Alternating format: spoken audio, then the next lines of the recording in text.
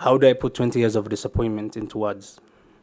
I've been, for the past couple of days, since I was told I would speak, I've been thinking of what to say and how do I put that into words? How do I bottle the emotions and what I feel into words for you people or for people to understand? My name is Mohammed Hassan and I'm a refugee from Kakuma camp in northwestern Kenya. And the theme of my life has been displacement and confinement. I've spent the last 20 years of my life in a camp, and I will go back to that camp next week. So what is at stake here is it's crucial for me and the people that I represent in the camps.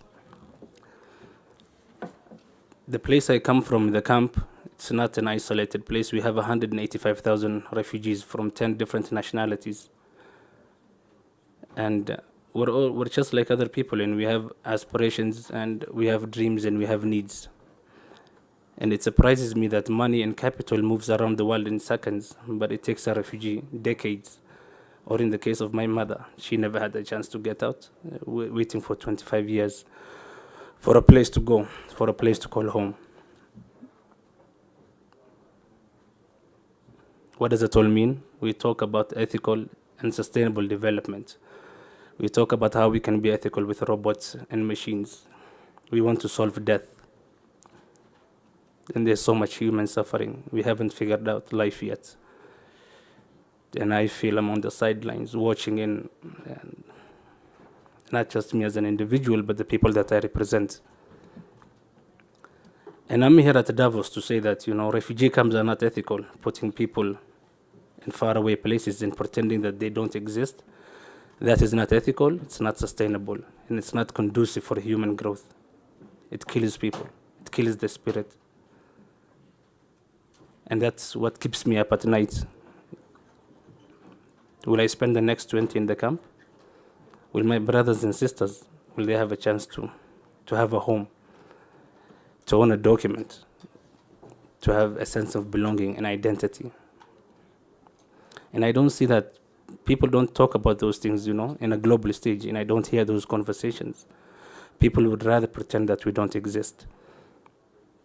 I'm not asking for much. I'm just asking for equal opportunity, to be given the tools that I need to thrive and to make a life for myself.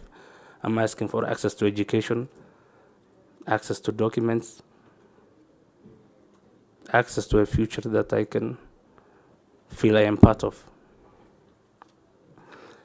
And I'm asking for all of you to demystify the refugee experience. We are not animals and we are not criminals.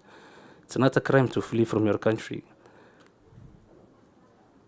I don't know what you're all afraid of, We're human beings and refugees are real people. Get a chance to know us. We're not that different from you. It can happen to anyone. And that's the message that I want to get across to Davos, so that when I go back to my camp, I can tell my refugees I represented them well, and I tried my best to my capabilities to portray and to show you how they feel.